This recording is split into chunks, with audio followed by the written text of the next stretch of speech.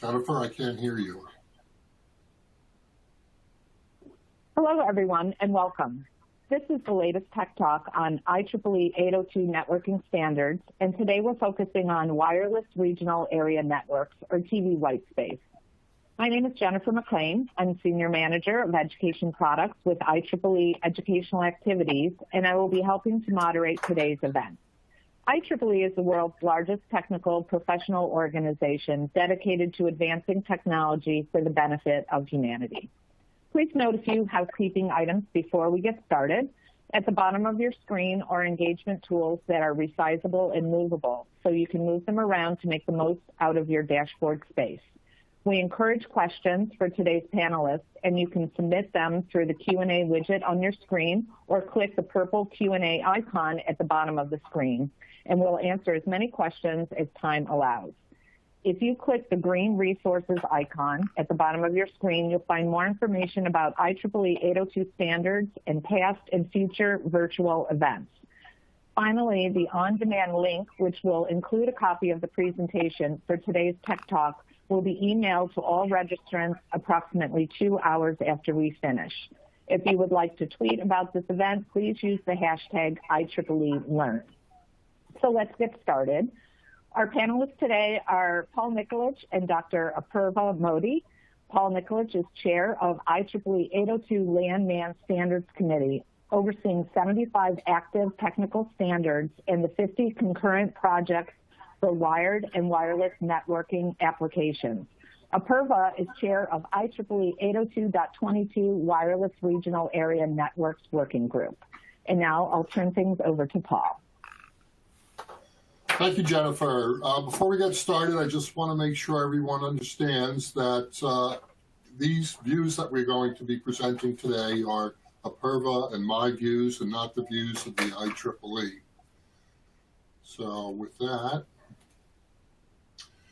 for those of you that are not familiar with IEEE 802 LAN-MAN Standards Committee, we develop market-relevant high-quality networking technical standards, and such as 802.3 Ethernet and 802.11 wireless LAN, more commonly known as Wi-Fi. But today we're going to be talking about another important group and set of standards that were developed for the wireless regional area networks application. That's the 802.22 set of standards, and we're fortunate to have Apurva, who led that group for many years, to explain a little more about the technology and how it can be used.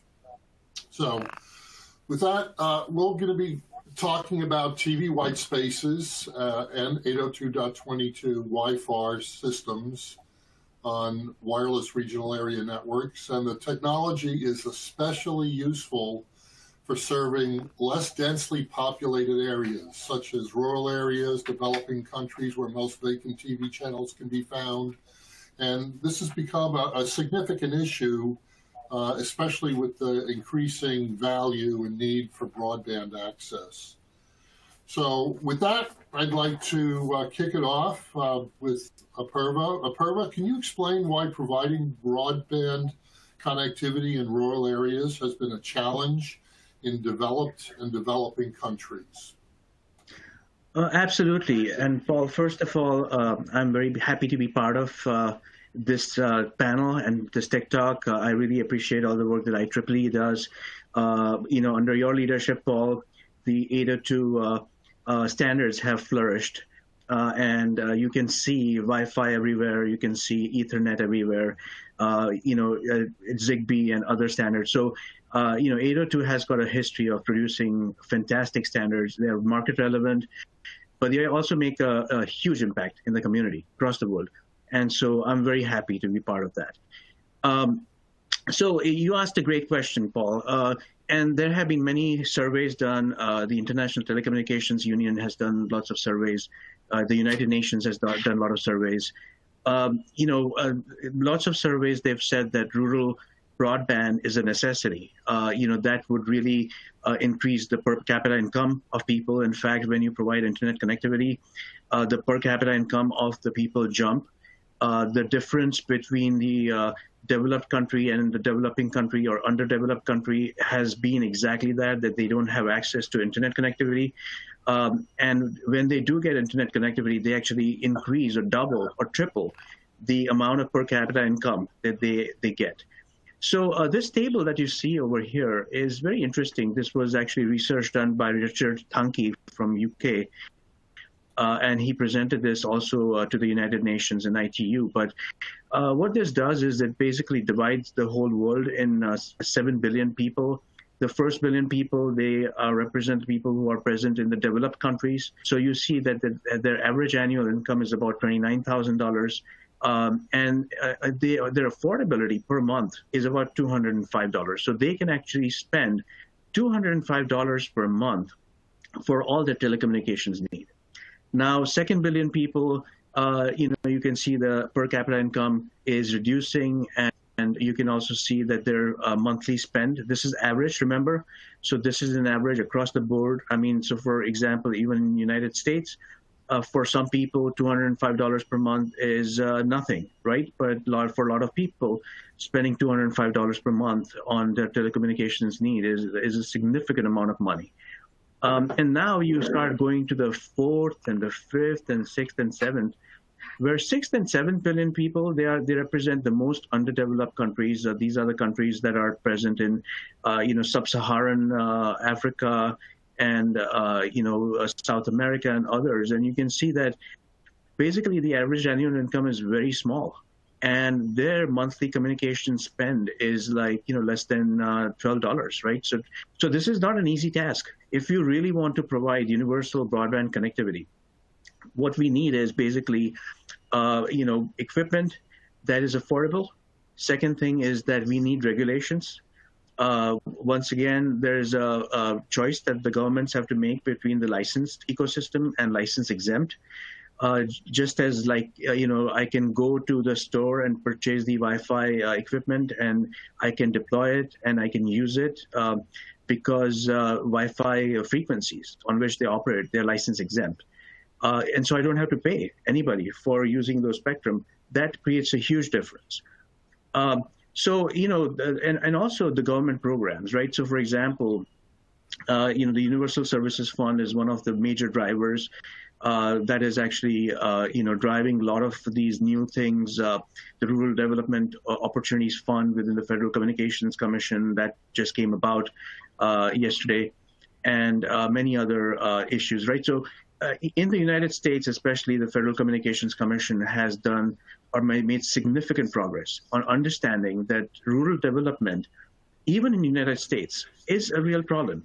And we need to bridge this digital divide. So having those right regulations, right, allocating the right frequencies to make sure that those frequencies will proliferate in the rural areas. Because if you remember that majority of the rural, development needs to happen in the areas where there's no internet connectivity, and those are the remote rural areas, which are far out, where, they're... Let me cut you off there. I'm sorry, but so you've laid out the case where we need to be able to deliver broadband access services into rural communities in a cost-effective manner. Tell us, how does 802.22 move us in that direction? Oh, absolutely. So as you can see in this figure, right, there was a little foresight on the part of the Federal Communications Commission way back in 2004, when they realized that a lot of the television band spectrum was not being used. And, they also looked at the rural development and the internet proliferation that is in the rural areas. And they found that, these frequencies, which are situated in the UHF band, and the VHF band, they have fantastic propagation. So why not use these TV channels on an opportunistic basis where you can provide internet connectivity? So the top figure shows that in the past, when you had unidirectional connectivity, where there would be a large TV tower that is providing a unidirectional service in terms of the television signals in one direction. And then you have a television antenna, Yagi antenna, for example, you would receive the television signals. Now, because of the foresight of the regulators and many regulators, right? I mean, United States, Canada, UK, Colombia, even Brazil is going in that direction, South Africa, Japan. I think that those regulators have opened up this market, and now you can actually, in an opportunistic basis, you can share the spectrum with the television band, users.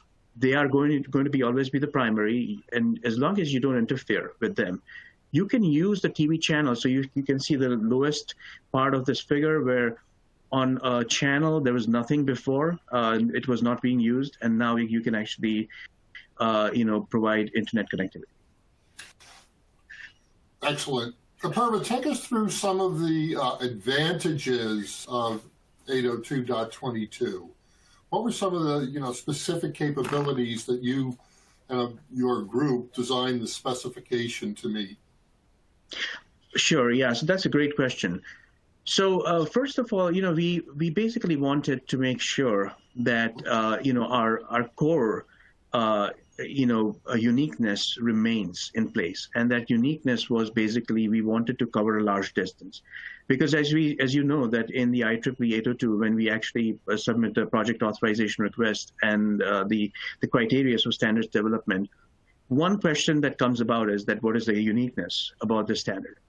And what we really wanted to do was to provide broadband connectivity, which was like reaching very far. Right, so that's one of the reasons why when we started to commercialize this particular standard through the White Space Alliance, we trademarked this particular IEEE 802.22 as Wi-Fi, because it goes very far. So it's just like Wi-Fi. It uses license-exempt bands on an opportunistic basis, sharing, so that there's no interference to the television receivers. And because it goes much further, it was branded as Wi-Fi. There were some interesting, so this activity within the IEEE 802 standards development, it lasted for quite some time because, a lot of new information was coming up. Lots of television broadcasters were involved in the development of the standard. In fact, all the major broadcasters like the National Association of Broadcasters and NBC and CBS and others. And they provided us a lot of data. They gave us the channel characteristics. They told us how difficult the channel was, especially if we wanted to go far. The aim of this 802.22 is to actually provide broadband connectivity for, anywhere between 15 kilometers to 30 kilometers. And we actually designed our specification where our medium access control is able to handle a round-trip delay time of almost 100 milliseconds.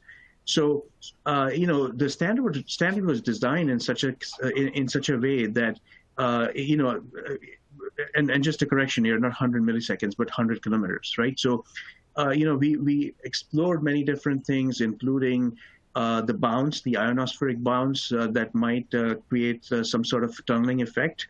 And, whatever you transmit could be seen on the other side, very, very far away. And if you want to communicate with those people, you can do that using this equipment. So, basically the medium access control was designed. It basically uses orthogonal frequency division multiplexing, orthogonal frequency division multiple access with time division duplex protocol. It has been designed with a very long guard time. The training sequence is extremely robust. And, we've done some experiment. I myself did some experiment with this 802.22 devices that are coming out in the market. And it has got a fantastic propagation. You can go through the foliage, you can go through the trees, you can go through the rolling hills, and you can still get 15 kilometers and a very robust throughput. So we are very excited with this specification. Well, my understanding is that there have been some trials in India. Can you tell us a little bit about those? Yeah, so there have been lots of trials conducted all around the world, especially with this equipment, which is the first standards-based equipment in this space, which is the wireless regional area networks. If you can see here, lots of trials have been conducted in India, in Maharashtra. One trial was conducted in Palghar, which is right at the bottom on the right. And in majority of the trials, what we do is that we basically try to partner with universities, because In universities, you find the talent, you find the students, you find all these exciting young people who want to do something for the community. They want to take these new technologies and experiment with them. They want to learn. In many cases, they themselves want to be entrepreneurs, and they actually take this. You can see here students themselves, they established this complete network. And they really enjoyed it. And in fact, some of these students were able to get their undergrad thesis, and in some cases, even master's level thesis out of that. So, they participated. Lots of trials have been done in India. There are some trials that are ongoing in, South America, some other trials in Africa as well. Now here, what you see, this slide was a trial that was conducted in Japan. And this was a partnership between the 802.22, which is the wireless regional area network, along with the other blockbuster standard of the 802 community, which is the 802.15.4G, which you can find in Zigbee as well as Wi-SUN. And the whole idea here was that how can we use these two technologies for any emergency situation? And especially this is very important for Japan because, as you know, there are earthquakes and tsunamis that happen, and they want to communicate. In many cases, they want to communicate over very large distances. And this has been a continuous problem that whenever there's an earthquake or a tsunami, the cellular infrastructure, it doesn't really work as well. So in fact, in Japan, the requirement is that, in fact, all the cell phones, they need to have a TV receiver chip so that in case there is an emergency, they can actually use TV towers to provide emergency broadcast services. And in this particular case, this was NICT along with their partners and Hitachi. They participated in these trials, and in fact, you can see that you can go 27 kilometers. So you can imagine that with a single base station, you can cover more than 1,000 square kilometers. And this is a real challenge. If you look at the rural areas, the population density is so sparse that for the internet service providers to be able to, get the return on investment, they need to have more people. And when you have basically that kind of a coverage, which covers like 30 kilometers in this case, which would be 900 square kilometers, you can imagine how many people can be part of a single network, right? So this is a very exciting technology. Excellent. Apurva, on this trial in Japan, what was the outcome? Did they actually start rolling out infrastructure based on it? So they are in the process of doing that. They are right now still experimenting, and the hope is that this would be the second vendor from Japan that comes alive. So we have one vendor, Sankhya Labs, which is a company that is based in India. And they have created their equipment. Their equipment was recently certified a few months ago.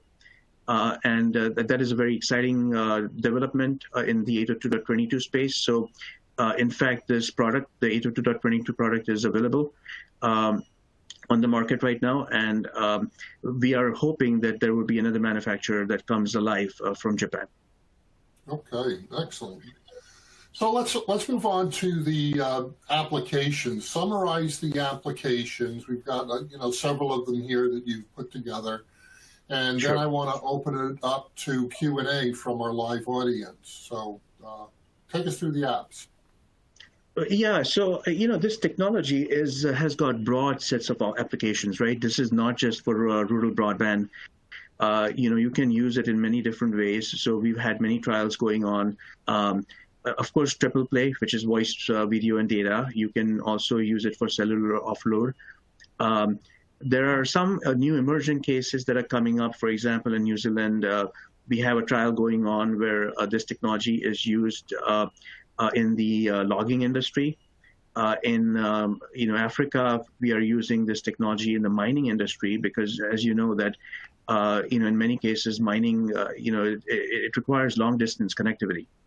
And in some cases, you also need to communicate within, the mines, and it's very difficult propagation environment. So because of the characteristics of these waveforms, where it uses the VHF and UHF low frequencies, you can easily communicate better than any other frequency bands. Border protection, so this would be a government-based service. This is something where as we keep hearing about border security, especially in the United States, and my interpretation of border security is more cameras and more sensors. And this would be a perfect way to do it, because if you use licensed frequencies, you have to pay for using those licensed frequencies, but you can use unlicensed frequencies and have a very broad coverage. We already talked about the emergency broadband infrastructure, so this was something that happened in Japan. Okay, and you also have these sets of applications as well. Yeah, absolutely. So, marine communication is the other one where, for example, the rig, oil rig, for example, could be situated 20 kilometers away from the shoreline, and they want to communicate. They want to use, non-expensive communication products. And so they can use this. There's also interplay between SATCOM and the wireless regional area networks, right? Because sometimes, in some cases, the SATCOM equipment is more expensive. And so you can create a backhaul using a SATCOM equipment and then use wireless regional area networks along with the Wi-Fi. So one of the trials that we conducted in India, that was exactly the way we did it, where we had the SATCOM that was providing the backhaul in the rural area, and then the 802.22 equipment was providing a regional coverage. And then in the villages that were situated about 15 kilometers, each of the village was getting connectivity using the Wi-Fi. So all the IEEE 802 standards were being used. Excellent, excellent. At this point in time, I want to move to the Q&A portion of the webinar. We've got a couple of questions from our audience. Here's one from Adriana, and before I go into the questions, I encourage everyone that's on the webinar, please ask your questions using the Q&A feature in the platform. So, Apurva, from Adriana, she says, could you please talk about the coexistence between fixed and mobile networks in the 802.22 standards? How does that work? How do you coexist with existing services? Yeah, so that's a great question. I'm assuming that Adriana is a researcher. One thing that is not allowed right now in the TV white spaces, according to the regulations, is that they don't want the TV white space devices to move. The way, for example, the Federal Communications Commission and the UK and other regulators, they call these devices, they are either fixed or they are nomadic. And the way you have to operate these devices is that you either keep it fixed, you get it professionally installed, you have the GPS coordinates, and then those GPS coordinates are provided to a database service. And then the database service looks at where you're situated, what's your antenna height, what's your transmit power, and then it tells you what channels you can operate on. Now, every time you move by 50 plus minus 25 meters, you need to access the database again. And then the database has to tell you the new channel that you can operate on. So basically, they want to make sure that there's no interference to the TV receivers. And so at this point, there's no mobility in these standards. These standards are used for fixed as well as nomadic applications. All right, excellent. And Adriana is from the University of Chile, by the way. So that was a good guess, Apurva. I've got another good question here from Stephen. Are there some examples of deployment in rural areas in the U.S.? Yeah, so we are working on that right now. We are, working on some native Indian communities, especially in Mexico, in New Mexico, where we would like to provide internet services. So they're very excited with that. We have one trial going on in Florida, and this is excellent trial for COVID times, where basically there's an interplay between the broadcast services and the .22. So as you know that, you want to provide education, right? The remote learning in these times when majority of the students are actually remotely situated. And, in majority of the cases, the channel that is used by the teachers to provide knowledge is unidirectional, right? So they are providing the knowledge in one direction, and then they would like to have some interaction with the children. And so, we had a trial conducted in Florida where a broadcast channel was used for, access from the teacher to the students. But then the reverse channel from the students to the teacher was using this particular technology, the 802.22. Excellent. So ultimately, who are the potential service providers that would use these types of technologies?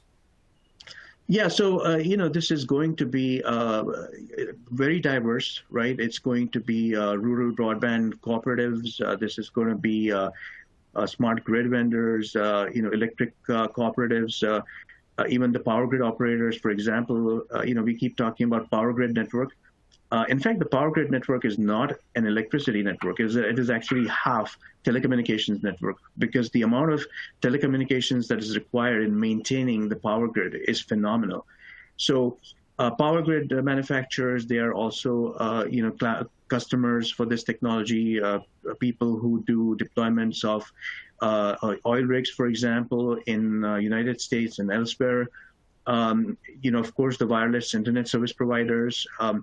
And, we are hoping that the governments themselves will pick on this technology, because, this is a first standards-based wireless regional area networks that is coming alive. This uses new cognitive radio technologies.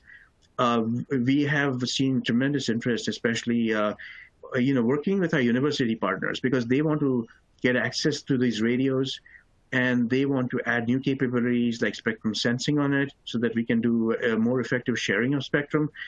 And so, there's a very diverse set of people who would want to use these technologies.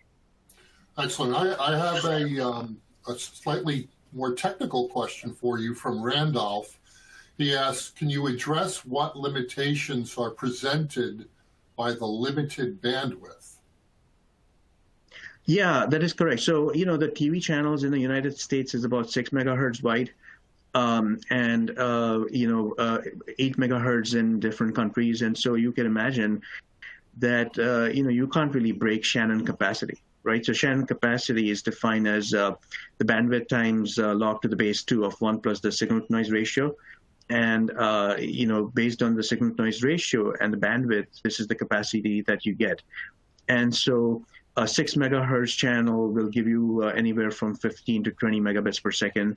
An 8 megahertz channel gives you 25 to 28 megabits per second. So, my hope is that this technology will meet the requirements of the definition of the broadband that has been defined by the Federal Communications Commission, which is 25 megabits per second down and 3 megabits per second up. Right. But that is correct. And so, if you want more throughput, you got to have more channels. Yeah. So you can bond across multiple channels, right, and increase the capacity that way. Correct. Exactly. Yeah. All right. Very good. Here's one from Pankaj. He says, great presentation. So good job, Apurva. Do you have the latest updates on regulations in South Asia, especially India? Yeah, so nice to see, Pankaj, that you're online, and congratulations. Vispace is another provider. And in fact, Vispace has been doing a phenomenal job. They have hopped onto the Wi-Fi ecosystem, and they are actually using Wi-Fi type of connectivity in South Asia for providing TV whitespace-based services. So nice to have you on.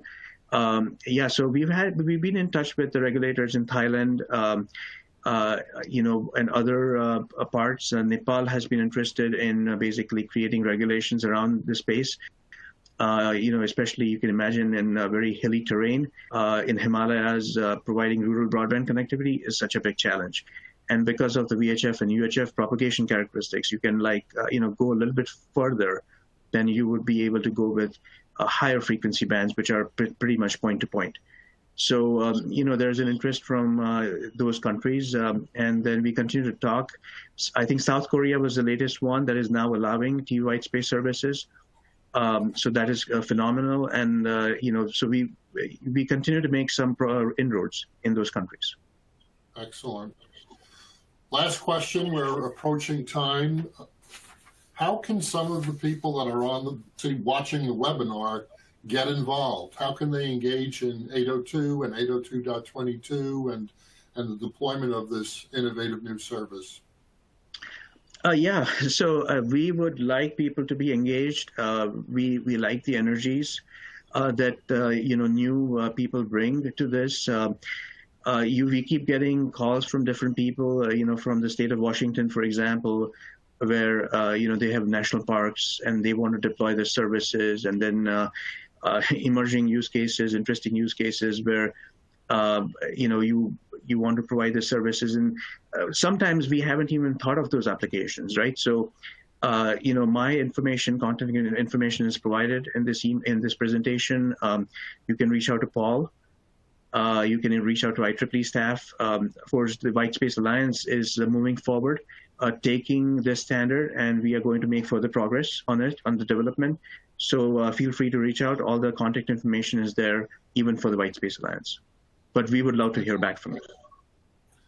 Thank you, Apurva, and thank you, IEEE, for hosting this webinar. We hope everyone enjoyed it. And as Apurva mentioned, you can reach out to me or to the IEEE education activities for more details on this. Jennifer, do you want to wrap it up? Sure. Thank you very much, Apurva and Paul. Before everyone leaves, if you could please complete our feedback survey via the survey tool at the bottom of your screen, we'd really appreciate it.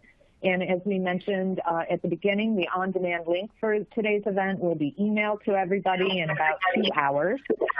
And we also invite you to register for our next IEEE 802 Virtual Tech Talk, which will be on 802.3 State of Ethernet on January 21st of 2021 at 9:00 a.m. Eastern Time. And you can find a link to register for that event in the resource list. And we thank you all very much. Have a great day.